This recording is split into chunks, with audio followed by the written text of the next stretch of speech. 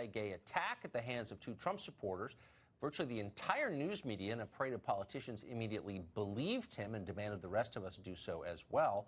Now that story is coming completely apart. According to police sources, Smollett actually orchestrated the entire attack himself. Elizabeth Wagmeister has been following this from the very beginning. She's a reporter at Variety and co-host of Page 6 TV, and she joins us tonight. Elizabeth? Hi, Tucker.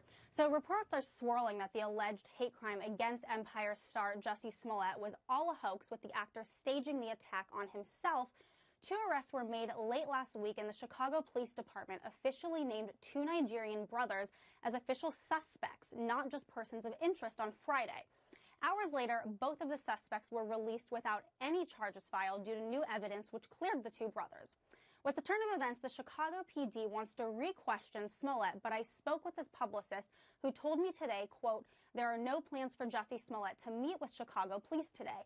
Any news reports suggesting otherwise are inaccurate."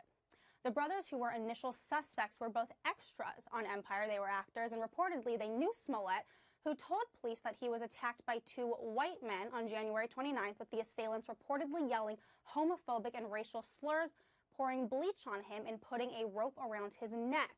While police entered the two suspects' home with a search warrant in Chicago, they found a black mask, bleach bottles, and a script from Empire. Smollett's music manager told us exclusively at Variety that he was on the phone with his client during the incident, and he heard the slurs, which included an alleged attacker yelling, quote, "This is MAGA country." While police have not been able to confirm that Smollett was on the phone with his manager because he initially refused to turn over his cell phone, and then he ended up turning in heavily redacted phone records. Smollett is denying that the attack was staged, but reports have surfaced that he rehearsed the attack with the two Nigerian brothers and even paid them close to $4,000.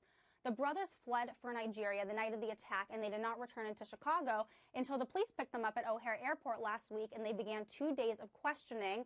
Well, today, the two brothers spoke to a local Chicago affiliate, and this is what they said, quote, "We are not racist, we are not homophobic, and we are not anti-Trump. We were born and raised in Chicago, and we are American citizens." Lawyers for Smollett are standing by their client's story, saying, quote, "As a victim of a hate crime who has cooperated with the police investigation, Jussie Smollett is angered and devastated by recent reports that the perpetrators are individuals he is familiar with. He has now been further victimized by claims attributed to these alleged perpetrators that Jussie played a role in his own attack. Nothing is further from the truth, and anyone claiming otherwise is lying." That's from his lawyers. Amazing story. Thanks very much for that update. Appreciate it. Almost 3,000 people were shot in the city of Chicago last year. Men, women, small children, sometimes alone, sometimes in groups. Many hundreds of them died. Not a single one of those people received anything like the attention the media have lavished on a relatively minor assault alleged by the television actor Jussie Smollett. On the other hand, none of Chicago's 3,000 shootings was even half as useful as Smollett's story. His story had everything. The national media long ago gave up the pretense of gathering news. Journalism is now explicitly a political job. The point of it is to enforce cultural orthodoxies and punish enemies. Jussie Smollett was the perfect vehicle for both of those things. Journalists pretended to be horrified as they recounted what he said happened to him, but secretly they were thrilled. There are many indications of a hate crime here. They are looking for two suspects who were apparently wearing Make America Great Again hats, though that has not yet been officially confirmed. We don't know what happened to Jussie, but what we do know is that racism is alive and well in this country. There is real evidence of people who have done these crimes who cite that the president has inspired them. The fact that they reportedly said this is MAGA country adds to sort of the atmosphere of menace that African Americans in particular and people of color in general have felt since the advent of the Trump administration. And the media has really cast so much doubt on his story, which I find so personally offensive, that a gay black man is targeted and then suddenly he becomes the victim of people's disbelief. Why? It's so outrageous to me. He said his attackers hurled racial and homophobic slurs at him. And this is America in 2019. This is America in 2019. To the national media, Smollett's story was the perfect metaphor for the Trump era. It was also, pretty clearly, a total crock. Smollett's account began to fall apart within hours. After a series of leaks from the obviously skeptical Chicago Police Department, Smollett's handlers paired him with a network anchor they could rely on to launder the hoax. In the end, Smollett sat for 16 and a half minutes with Robin Roberts of Good Morning America. Roberts surely knew there was ample evidence that Smollett was lying, but she decided to ignore that. Instead, Roberts colluded with him. She nodded empathetically as Smollett wept on camera. She asked no significant follow-up questions. The two parted like old friends. Both Smollett and Roberts turned out to be talented actors. Check out their performance on YouTube before it's scrubbed. You'll never watch ABC News again. Virtually every word they utter is dishonest. Smollett began by explaining that the men who attacked him were not muggers. They didn't want money. They assaulted him purely because of his identity as a gay black Democrat. People like Jussie Smollett aren't allowed to live in Donald Trump's America. That was the message of the attackers. This is MAGA country, they screamed. They were referring, of course, to Chicago, a city where 88% of the population voted against Donald Trump. As a crime story, it didn't make a lot of sense. And when skeptics on the internet raised basic questions about his story, Smollett attacked them as racist. If I had said it was a Muslim or Mexican or someone black, I feel like the doubters would have supported me a lot more. And that says a lot about the place that we are in our country right now. The fact that we have these fear mongrels, these people that are trying to separate us, and it's just not okay. What you just heard is a near-perfect inversion of the truth. As Smollett himself might have put it, who exactly is the fear mongrel here? Who is dividing us? And who exactly is the victim in all of this? Well, Smollett claims that he's the victim. He tells us that he represents the most despised and unfashionable groups in America. That's why bigots doubt his story. The rest of us nod as if this were true because we're required to do that. That's how dishonest our society has become. Everyone must lie all the time. We know the rules. We have no choice. Meanwhile, our leaders immediately jumped to the defense of this supposedly unpopular person before even hearing the evidence. Within hours, at least two presidential candidates had described what happened to Smollett as a, quote, attempted lynching. They assumed on faith that he must be telling the truth. By definition, they smeared anyone who doubted him. They called him a hero. Is this the treatment that marginalized people receive? No, hardly. Smollett isn't powerless, far from it. His power lies in pretending that he has no power. In fact, Jussie Smollett and his promoters are the aggressors in this story. They launched a calculated campaign of slander against an entire group of people who have far less wealth and far less cultural influence than they have. If there's a bias crime here, they committed it. Will anyone be held accountable for this? Don't bet on it. In 1987, Al Sharpton introduced the media to a young woman called Tawana Brawley. Brawley had an awful story to tell. She said she'd been viciously raped by a group of racist white men and left in a garbage bag. She was covered in feces with racial slurs scrawled on her body. The Brawley case dominated headlines across the country for more than a year, and it bitterly divided New York City along ethnic lines. People hated each other because of what Tawana Brawley said happened to her. But it was all a lie. After conducting hundreds of interviews, a grand jury declared the entire story fraudulent. None of it actually happened. Brawley fled the state. A judge ordered Al Sharpton to pay for damages for accusing innocent men of rape. That should have been the end of Al Sharpton's career, yet just the opposite happened. Before he promoted Tawana Brawley's lies, Sharpton was best known as a small-time hustler, an FBI informant from Brooklyn, a man who'd once been James Brown's road manager. After he perpetuated the single most destructive racial hoax in memory, Al Sharpton got a promotion. He became a world-famous civil rights leader. He ran for president. He became a policy advisor to Barack Obama. According to visitor logs, Al Sharpton was invited to the Obama White House more than 80 times. He got his own show on MSNBC, which he still has. Sharpton has never apologized or even acknowledged the harm he did to this country by lying about Tawana Brawley. No one has forced him to. The lesson of Al Sharpton was clear to everyone watching. There are no penalties for hate hoaxes. There are only rewards. Not surprisingly, there have been many more since. The incident escalated dramatically after the 2016 election. The Muslim student in Louisiana who claimed she was assaulted by racists in Trump hats. The Muslim woman in San Diego who alleged the same. An anti-Asian attack in Minnesota, an anti-gay attack in California, a racial attack in Delaware, racist graffiti at the Air Force Academy, anti-Semitic threats phoned into Jewish community centers. All fake. Those and many, many more. The much-hyped epidemic of hate crimes you've heard so much about essentially is made up. The premise is absurd. America is not a hateful country.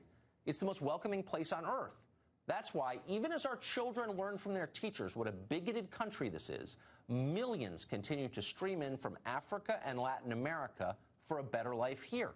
It's why we've welcomed more refugees and immigrants than any nation in history. It's why we rescued a young Ilhan Omar from a refugee camp in Kenya. We are kind people. You see it in your own life. How many violent racists do you know personally? None, probably. That's because there aren't many in America. The left has to invent them. Stoking race hatred ensures continued power for the Democratic Party. Divided populations are easier to manipulate and rule. There would be no Democratic coalition without racial animosity. It's what holds their constituencies together. That's the point of identity politics. It's why they're forever reopening the wound. It's why Al Sharpton is still a revered figure among Democratic office holders. But the cost to the country has been high. Ask the kids from Covington Catholic.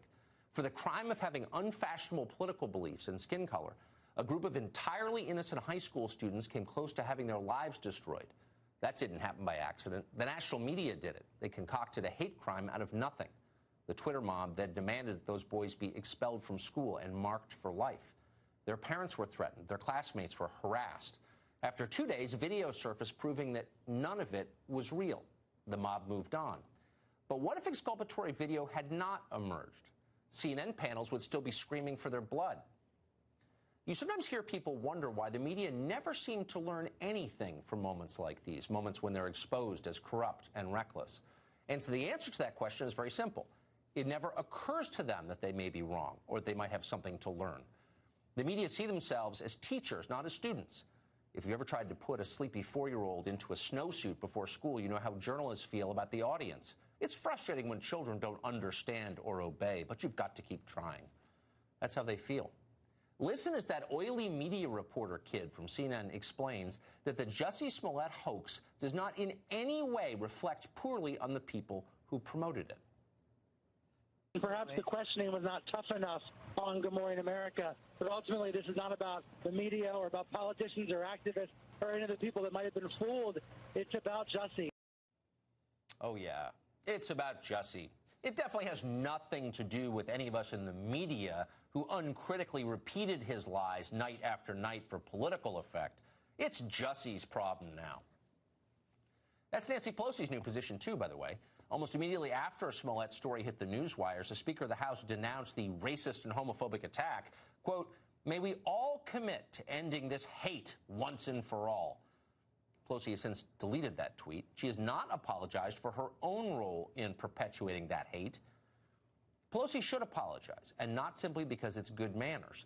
Hate hoaxes make ethnic groups fear and distrust each other. That's a dangerous thing to do in a country that's becoming more diverse by the day. The only way to prevent future Tawana Brawleys and Jussie Smolletts is for the people who've promoted these lies to acknowledge what they've done, ask for forgiveness for doing it, and pledge to stop judging others on the basis of racial stereotypes. We need to resolve the Jussie Smollett story. We can't just move on to the next thing and act like it never happened, which is their plan. Smollett himself made that point, actually, at the end of his interview on Good Morning America. Watch. I still want to believe, with everything that has happened, that there's something called justice. We've got that in common. Something called justice. We all want to believe in that. Well, more on the Jussie Smollett story after the break. It is still developing. Why were the police skeptical of the story from day one, while journalists whose job it is to divide truth from falsehood swallowed it whole? We'll investigate. We'll be right back.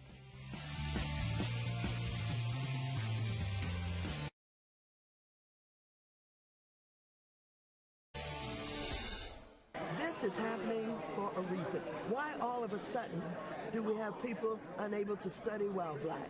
unable to mow a lawn while black, unable to have a picnic while black, and being attacked. It's coming from the President of the United States. He's dog whistling every day. Well, victim is now the highest honor that the American ruling class can bestow on a citizen. It's like the Victoria Cross was in the First World War. For 3 weeks, Jussie Smollett wore the victimhood mantle. Of course, it appears to be now a sham. Instead, Smollett was likely the one victimizing other people. If the press controlled things, he would have gotten away with it. But local police were skeptical from the very beginning, it looked like. They did the hard investigative work, and they apparently exposed a bizarre plot that nobody would have predicted at the outset. Mark Morgan was the head of the Border Patrol under President Obama. Before that, he spent more than 20 years at the FBI. He joins us tonight. Mr. Morgan, thanks very much for coming on. Underneath all of this is the larger story of Chicago, which has an epidemic of shootings and murders, 3,000 shootings last year. Fewer than 1 in 6 murders is solved in Chicago. And as I watched this thing play out over the past couple weeks, I kept thinking, what is the manpower that's being diverted from actual crimes to work on this fake crime? So that's one of the most infuriating parts about this. So they have a shooting about every 2.5 hours and homicide about every 12 hours. And so the detectives here in Chicago PD, even though they were skeptical from the start, they still took this serious, and they did an outstanding investigative job here.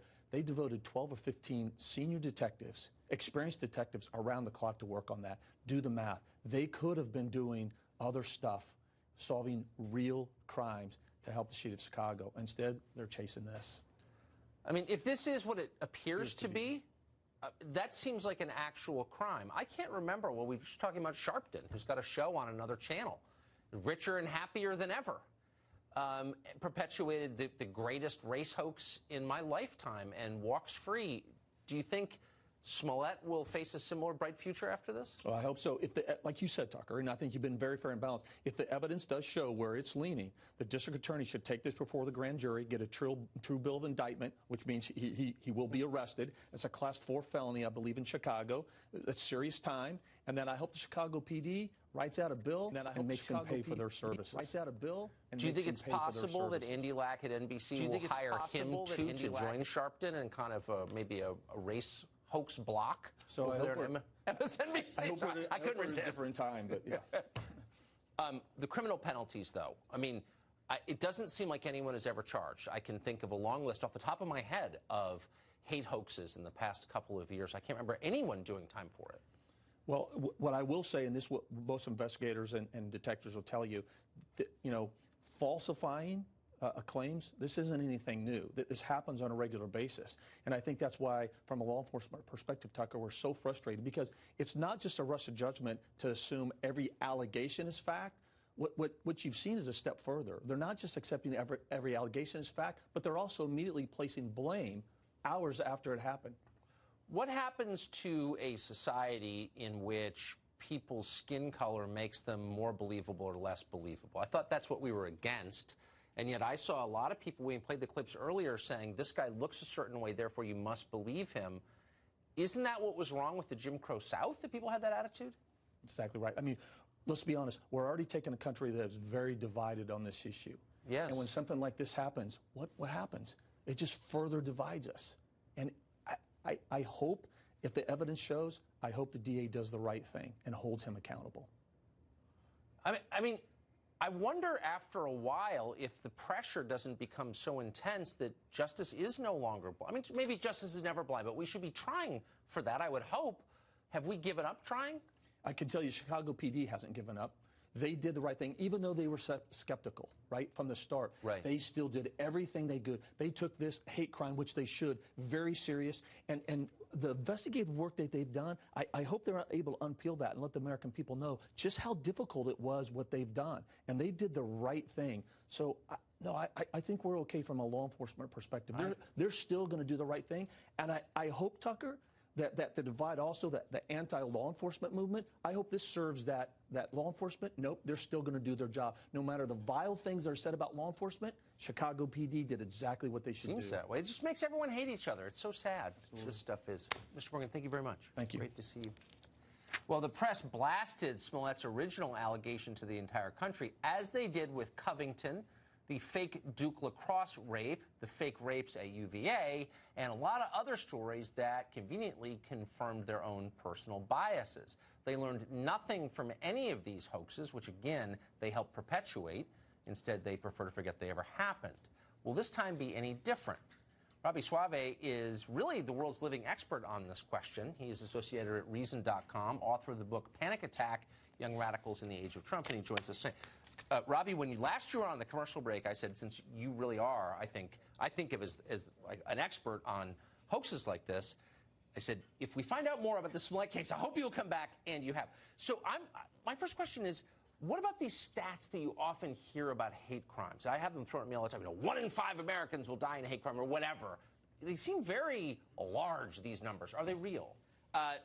The short answer is no. If you look very carefully, it's easy to misrepresent them. So there was an increase from 2016 to 2017 in the number of hate crimes. But if you look, that's actually just because more agencies reported data to the federal government. Right. So just counting the issue more accurately will make it look like the problem's getting worse, when really there were just fewer people participating in this scheme to count hate crimes the year before. Statistics about anti-Semitic hate incidents that the Anti-Defamation League has talked about. I looked at those. They said there was a 60% increase since Trump was elected. Actually, anti-Semitic violence was way down, and what was up was that one deranged teenager who actually lived in Israel had sent a bunch of bomb threats to Jewish institutions. So that was the entire swing, was just him doing that. I mean, these were small numbers of overall crime, so it's easy to change depending on how you count it and how you tally it. It looks like, oh, it's happening and it's rising, and we can easily point to why that is, but that couldn't be further from the truth. So what you have is interest groups feeding misleading statistics to the media, but in this specific case, the media don't push back or dig deep. So in other words, if Philip Morris says to me, Marlboros are actually good for your health, I might want to Google it myself. But when these groups when the Southern Poverty Law Center sends fake stats to New York Times, they don't check. Right, and their stats weren't even scientific. They were just surveys of their own members, who of course are very intimately interested in promoting the idea that there's this surge in kind of hate crimes. And then the media institutions, when you read their stories, they just lead with the headline of this is the figure that the activist group says, and then maybe, many paragraphs down, if you're lucky, you get oh, by the way, actually, this is comparing apples to oranges because of some change in how the things. You're one of the only people I know, which is why I love talking to you, in the media, maybe because you're not aligned on either side, who follows up on the hoaxes. No one else seems to. Are there stats kept on this? It is so hard to tell what percentage of these kinds of things are hoaxes. I've been trying to figure this out for a long time. A lot of times, if we're talking about, for instance, the college bias incident, where someone does something that might not even be criminal, but it violates the college policy or something racially offensive. Or, oftentimes they're just not solved. When they are solved, it seems to me, from my looking into it, that a lot of the time it ends up being a hoax. That's just from which ones I see get solved. A lot of times we just have no idea. So I can't say. But I don't know. Of the cases that have been solved, off the top of your head, what percentage would you say are fraudulent? It could be as many as every other, probably. Wow. Okay. So you're talking about a lot of lying. A lot of lying. No surprise there. Robbie, great to see you. Congrats on the book. Thank you. Andrew McCabe says the FBI schemed to remove the president, their boss, from office. What is happening at DOJ? We have an update after the break. Plus, instead of covering her presidential campaign, journalists are giving Kamala Harris fashion tips. They're hard-boiled shoe leather reporters. More examples of them at work after the break.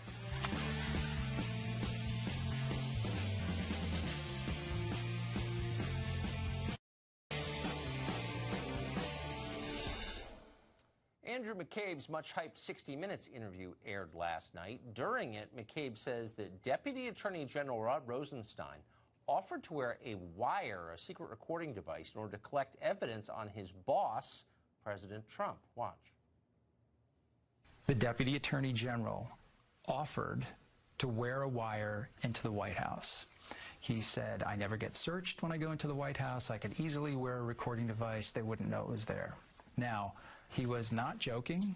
He was absolutely serious. And in fact, he brought it up in the next meeting we had. Crazy people. Well, after that aired, the president tweeted that McCabe and Rosenstein engaged in, quote, illegal and treasonous behavior.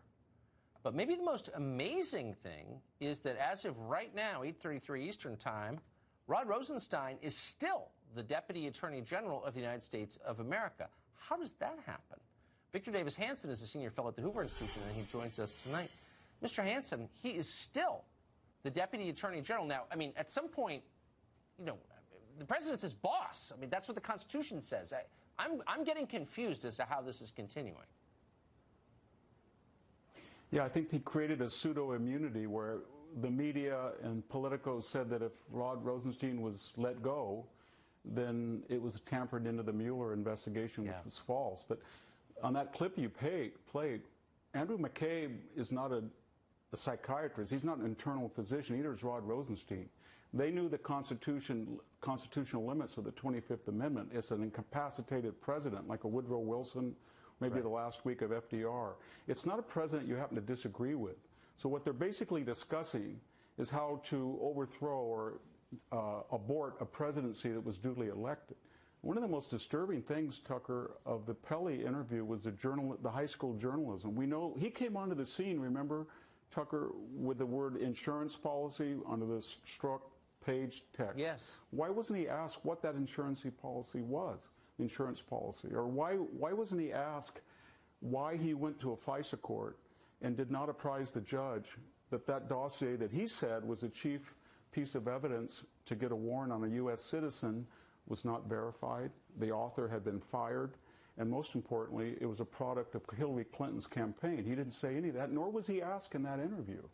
So not only is he engaging in really unethical and maybe even unconstitutional behavior, but he has a record of leaking, according to the Inspector General, of not telling the truth, and then deceiving a court, as does James Comey. And what I get, and you've mentioned this, Tucker, but what really gets us upset, us being the American people, we have these sanctimonious Boy Scout, self-righteous James Clapper, John Brennan, James Comey, Peter Strzok, Andrew McCabe, and they feel that somehow they've got a rationale or prerogative to be divinities, and they can tell people when a president should go and when he should come, and when what a court needs to know, what he doesn't, when they can leak confidential information, when they can 245 times tell under oath a House Intelligence Committee they don't know.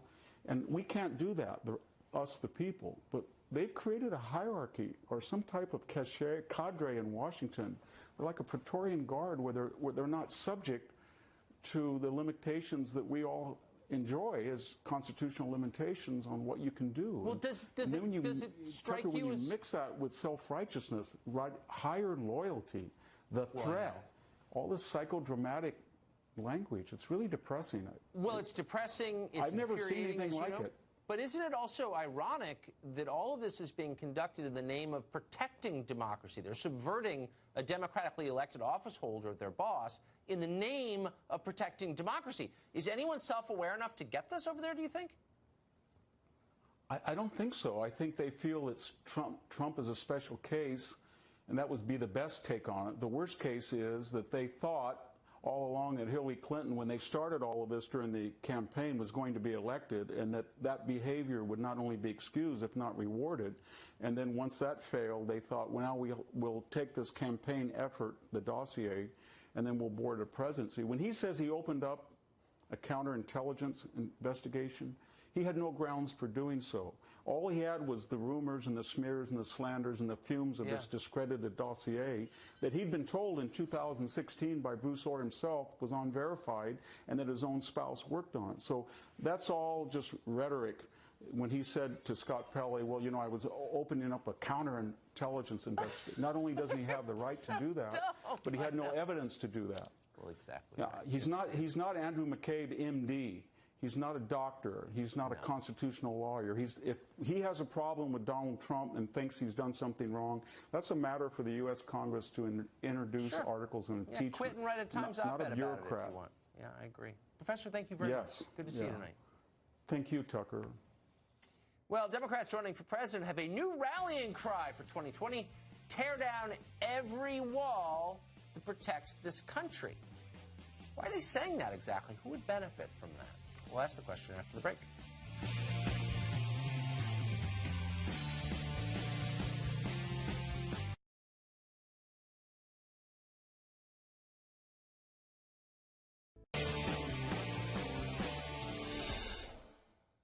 Well, a profound moral revolution is sweeping the Democratic Party. When we say profound, we mean profound. This is like the Reformation, except instead of 95 theses, there's just one thesis. Walls are bad! Senator Kirsten Gillibrand of New York and Beto O'Rourke, who's on like a one-man road trip somewhere in Texas, are both running for president. And they put this new thesis in no uncertain terms. Walls must be torn down. If you could, would you take the wall down now? Here. Yes. Like you have a wall. Absolutely. Knock it down. I'd take the wall down. And do you think the city, if there's a referendum here in this city, that would pass? I do. The idea of dismantling some of the wall, good idea, bad idea? Well, I'd have to ask folks in that part of the country to see whether the fencing that exists today is helpful or unhelpful. So I could look at it and see which part he means and why, and if it makes sense, I could support it.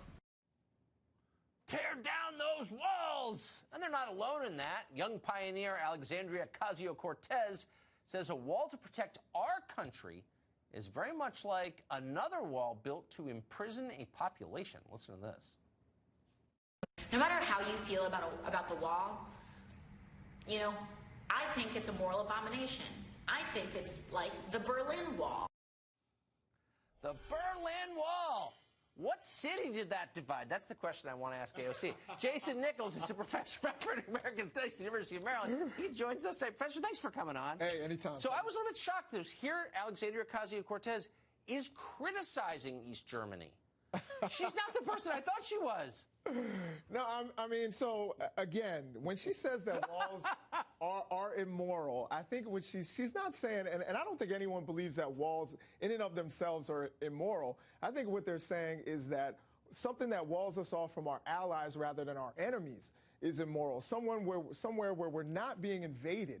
That's what makes it immoral. The fact that it's a physical manifestation of the racism that's coming out of the White House, that's what makes it immoral. Huh. You know, the fact that it's, you know, that it's a wall. Okay, so Beto O'Rourke says that we should tear the walls down that exist on our southern border. Now, I'm pretty sure I understand that Beto is an extremely rich man. I think he married a billionaire family, okay? Did he? So I bet you he's got some pretty stout locks on his doors at home.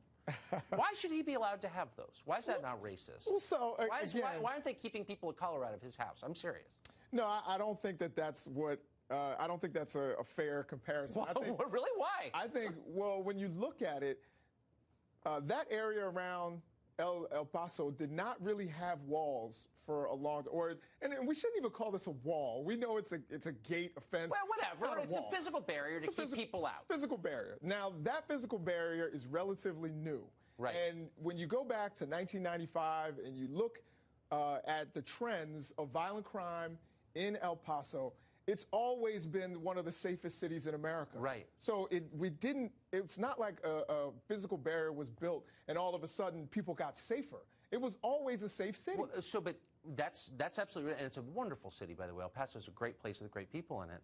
But the city right across the river, absolutely, Juarez, was the most dangerous city in the hemisphere. And so they built the wall to keep the dangerous people out during the drug war. That would be fair, right? I mean, that's not racist to do that, I understand. Is it? I totally understand the motivation for building that barrier, particularly, you know, we were in a post 9/11 time where people were afraid of many different things coming from other countries. However, when we look at it statistically, before the gate, there was nothing. Well, that's because wasn't violent. No, that's because and Juarez has been violent for a very long time. But it got really bad, and I think I'm just pulling this out of my head, but I think it's right. I think El Paso is a majority Hispanic city, and I think that wall was built with the approval of most people in El Paso, not because they don't like Hispanics, but because there was an actual threat right across the way, and it sort of served everybody. So it doesn't need to be a race dispute. Well, the other thing is that the Juarez of 2005 is not the Juarez of 2019. I think we can agree there that it went through a period of extreme violence, but it's not quite as violent now. So I guess the way you're thinking about this is, if there isn't what you consider a threat, then you don't have a right to protect yourself. So Beto O'Rourke lives in a pretty safe neighborhood. Most rich people do.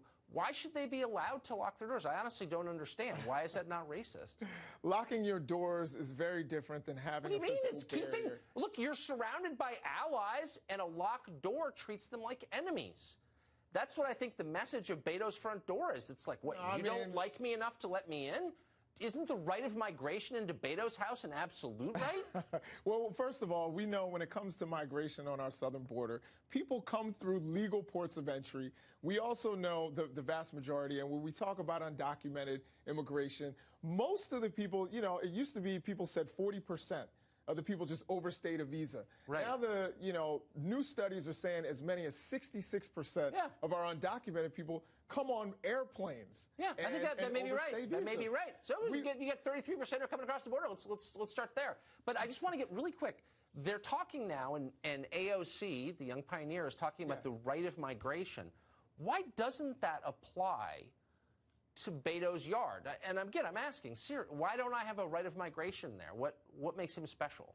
Well, again, I don't know if he has a gate around his yard, but, you know, I hope again, he doesn't. I think, you know, private property is different than, he's not worried. Than a country. Okay, they're telling me I have to go, but we have an excellent conversation for next time on private property. I hope you'll come back. Will do. Thank you, Professor. All right, thanks, Tucker.